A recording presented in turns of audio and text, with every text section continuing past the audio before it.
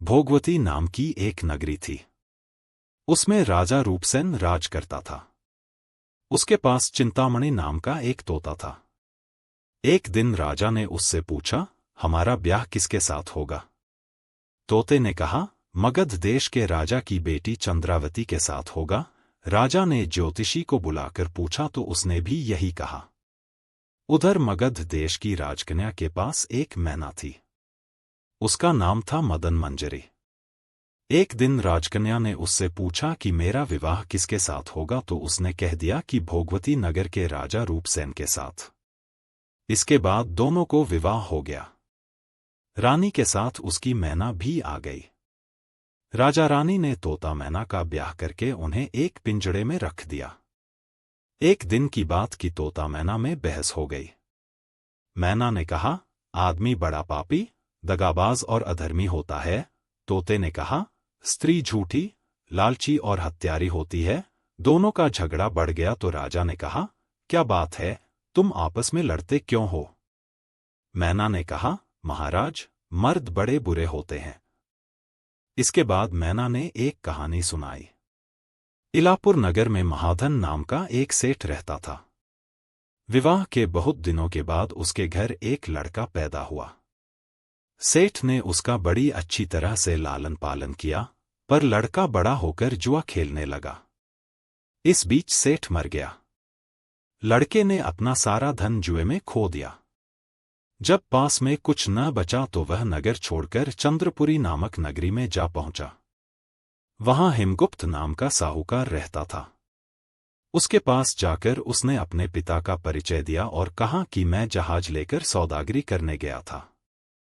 माल बेचा, धन कमाया, लेकिन लौटते में समुद्र में ऐसा तूफान आया कि जहाज डूब गया और मैं जैसे तैसे बचकर यहां आ गया।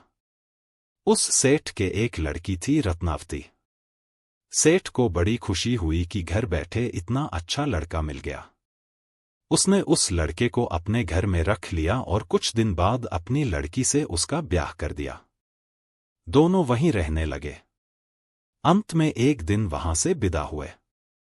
सेठ ने बहुत सा धन दिया और एक दासी को उनके साथ भेज दिया। रास्ते में एक जंगल पड़ता था। वहां आकर लड़के ने स्त्री से कहा, यहां बहुत डर है, तुम अपने गहने उतारकर मेरी कमर में बांध दो। लड़की ने ऐसा ही किया। इसके बाद लड़के ने कहारों को धन देकर डोले को वापस करा दिया और दासी को मारकर कुएं में डाल दिया। फिर स्त्री को भी कुएं में पटक कर आगे बढ़ गया। स्त्री रोने लगी। एक मुसाफिर उधर जा रहा था। जंगल में रोने की आवाज सुनकर वह वहां आया, उसे कुएं से निकालकर उसके घर पहुंचा दिया। स्त्री ने घर जाकर मां बाप से कह दिया कि रास्ते में चोरों ने हमारे गहने छीन लिए और दासी को मारकर मुझे कुएं में ढकेलकर भाग गए। बाप ने उसे ढाढ़स बंधाया और कहा कि तू चिंता मत कर, तेरा स्वामी जीवित होगा और किसी दिन आ जाएगा। उधर वह लड़का जेवर लेकर शहर पहुंचा। उसे तो जुए की लत लगी थी। वह सारे गहने जुए में हार गया।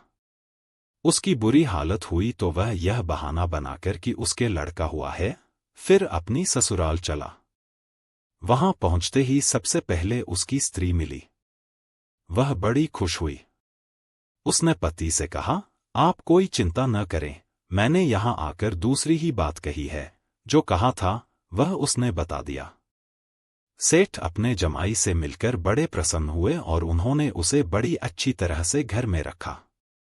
कुछ दिन बाद एक रोज जब वह लड़की गहने पहने सो रही थी, उसने चुपचाप छुरी से उसे मार डाला और उसके गहने लेकर चंपत हो गया। मैना बोली, महाराज, यह सब मैंने अपनी आंखों से देखा। ऐसा पापी होता है आदमी। राजा ने तोते से कहा, अब तुम बताओ कि स्त्री क्यों बुरी होती है? इस पर तोते ने यह कहानी सुनाई। कंचनपुर में सागरदत्त नाम का एक सेठ रहता था। उसके श्रीदत्त नाम का एक लड़का था। वहां से कुछ दूर पर एक और नगर था, श्रीविजयपुर। उसमें सोमदत्त नाम का सेठ रहता था। उसके एक लड़की थी, वह श्रीदत्त को ब्याही थी। ब्याह के बाद श्रीदत्त व्यापार करने परदेस चला गया। 12 बरस हो गए और वह न आया तो जयश्री व्याकुल होने लगी। एक दिन वह अपनी अटारी पर खड़ी थी कि एक आदमी उसे दिखाई दिया। उसे देखते ही वह उस पर मोहित हो गई। उसने उसे अपनी सखी के घर बुलवा लिया। रात होते ही वह उस सखी के घर चली जाती और रात भर वहां रहकर दिन निकलने से पहले ही लौट आती। इस तरह बहुत दिन बीत गए। इस बीच एक दिन उसका पति परदेश से लौट आया। स्त्री बड़ी दुखी हुई, अब वह क्या करे। पति हारात का था। जल्दी ही उसकी आंख लग गई और स्त्री उठकर अपने दोस्त के पास चल दी। रास्ते में एक चोर खड़ा था। वह देखने लगा कि स्त्री कहाँ जाती है। धीरे धीरे वह सहेली के मकान पर पहुंची। चोर भी पीछे पीछे गया। संयोग से उस आदमी को सांप ने काट लिया था और वह मरा पड़ा था। स्त्री ने समझा सो रहा है। वहीं आंगन में पीपल का एक पेड़ था जिस पर एक पिशाच बैठा यह लीला देख रहा था। उसने उस आदमी के शरीर में प्रवेश करके उस स्त्री की नाक काट ली और फिर उस आदमी की देह से निकलकर पेड़ पर जा बैठा। स्त्री रोती हुई अपनी सहेली के पास गई। सहेली ने कहा कि तुम अपने पति के पास जाओ और वहां बैठकर रोने लगो। कोई पूछे तो कह देना कि पति ने नाक काट ली है। उसने ऐसा ही किया। उसका रोना सुनकर लोग इकट्ठे हो गए। आदमी जाग उठा। उसे सारा हाल मालूम हुआ तो वह बड़ा दुखी हुआ। लड़की के बाप ने कोतवाल को खबर दे दी। कोतवाल उन सबको राजा के पास ले गया। लड़की की हालत देखकर राजा को बड़ा गुस्सा आया। उसने कहा, इस आदमी को सूली पर लटका दो। वह चोर वहां खड़ा था। जब उसने देखा कि एक बेकसूर आदमी को सूली पर लटकाया जा रहा है तो उसने राजा के सामने जाकर सब हाल सच सच बता दिया। बोला, अगर मेरी बात का विश्वास न हो तो जाकर देख लीजिए, उस आदमी के मुंह में स्त्री की नाक है। राजा ने दिखवाया तो बात सच निकली। इतना कहकर तोता बोला, हे राजा, स्त्रियां ऐसी होती हैं। राजा ने उस स्त्री का सिर मुंडवाकर गधे पर चढ़ाकर नगर में घुमवाया और शहर से बाहर छुड़वा दिया। यह कहानी सुनाकर बेताल बोला, राजा, बताओ कि दोनों में ज्यादा पापी कौन है। राजा ने कहा, स्त्री। बेताल ने पूछा, कैसे। राजा ने कहा, मर्द कैसा ही दुष्ट हो, उसे धर्म का थोड़ा बहुत विचार रहता ही है। स्त्री को नहीं रहता, इसलिए वह अधिक पापिन है। राजा के इतना कहते ही बेताल फिर पेड़ पर जा लटका। राजा लौटकर गया और उसे पकड़ कर लाया। रास्ते में बेताल ने 5वीं कहानी सुनाई। उज्जैन में महाबल नाम का एक राजा रहता था। उसके हरिदास नाम का एक दूत था जिसके महादेवी नाम की बड़ी सुंदर कन्या थी। जब वह विवाह योग्य हुई तो हरिदास को बहुत चिंता होने लगी। इसी बीच राजा ने उसे एक दूसरे राजा के पास भेजा। कई दिन चलकर हरिदास वहां पहुंचा। राजा ने उसे बड़ी अच्छी तरह से रखा। एक दिन एक ब्राह्मण हरिदास के पास आया। बोला, तुम अपनी लड़की मुझे दे दो। हरिदास ने कहा, मैं अपनी लड़की उसे दूंगा जिसमें सब गुण होंगे। ब्राह्मण ने कहा, मेरे पास एक ऐसा रथ है जिस पर बैठकर जहां चाहो घड़ी भर में पहुंच जाओगे।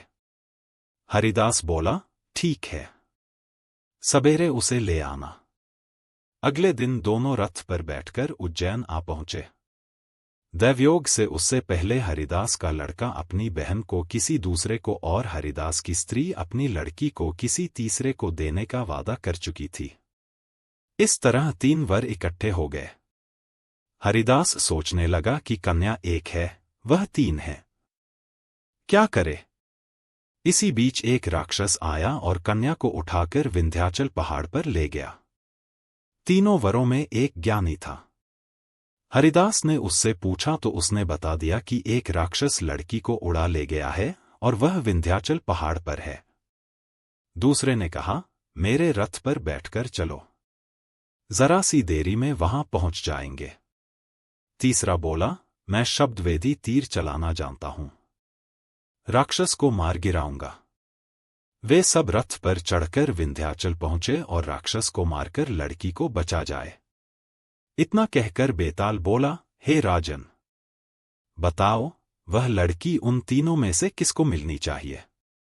राजा ने कहा, जिसने राक्षस को मारा उसको मिलनी चाहिए, क्योंकि असली वीरता तो उसी ने दिखाई।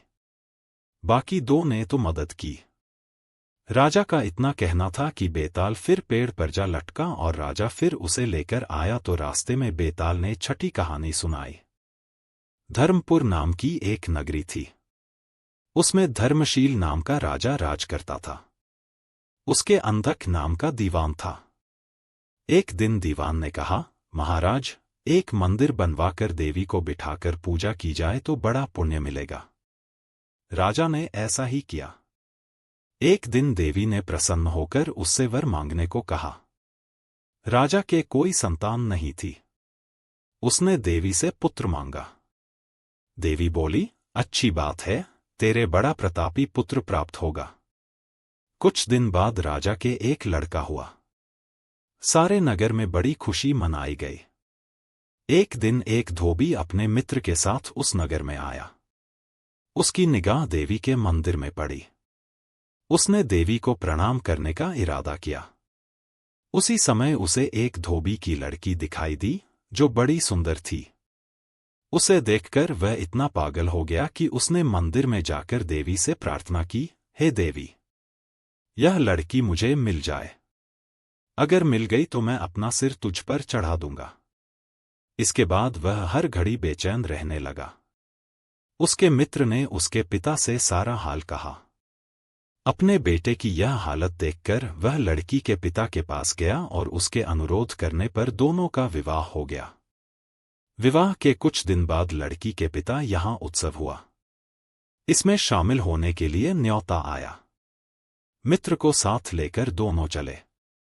रास्ते में उसी देवी का मंदिर पड़ा तो लड़के को अपना वादा याद आ गया। उसने मित्र और स्त्री को थोड़ी देर रुकने को कहा और स्वयं जाकर देवी को प्रणाम करके इतने जोर से तलवार मारी कि उसका सिर धड़ से अलग हो गया। देर हो जाने पर जब उसका मित्र मंदिर के अंदर गया तो देखता क्या है कि उसके मित्र का सिर धड़ से अलग पड़ा है। उसने सोचा कि यह दुनिया बड़ी बुरी है। कोई यह तो समझेगा नहीं कि इसने अपने आप शीश चढ़ाया है। सब यही कहेंगे कि इसकी सुंदर स्त्री को हड़पने के लिए मैंने इसकी गर्दन काट दी। इससे कहीं मर जाना अच्छा है। यह सोच उसने तलवार लेकर अपनी गर्दन उड़ा दी। उधर बाहर खड़ी खड़ी स्त्री हैरान हो गई तो वह मंदिर के भीतर गई। देखकर चकित रह गई। सोचने लगी कि दुनिया कहेगी यह बुरी औरत होगी, इसलिए दोनों को मार आई, इस बदनामी से मर जाना अच्छा है। यह सोच उसने तलवार उठाई और जैसे ही गर्दन पर मारनी चाही कि देवी ने प्रकट होकर उसका हाथ पकड़ लिया और कहा, मैं तुझ पर प्रसन्न हूं, जो चाहो सो मांगो। स्त्री बोली, हे देवी, इन दोनों को जिला दो। देवी ने कहा, अच्छा, तुम दोनों के सिर मिलाकर रख दो। घबराहट में स्त्री ने सिर जोड़े तो गलती से एक का सिर दूसरे के धड़ पर लग गया। देवी ने दोनों को जिला दिया। अब वे दोनों आपस में झगड़ने लगे। एक कहता था कि यह स्त्री मेरी है, दूसरा कहता मेरी। बेताल बोला, हे राजन, बताओ कि यह स्त्री किसकी हो? राजा ने कहा, नदियों में गंगा उत्तम है, पर्वतों में सुमेरु, वृक्षों में कल्प वृक्ष और अंगों में सिर। इसलिए शरीर पर पति का सिर लगा हो, वही पति होना चाहिए। इतना सुनकर बेताल फिर पेड़ पर जा लटका। राजा उसे फिर लाया तो उसने सातवीं कहानी कही।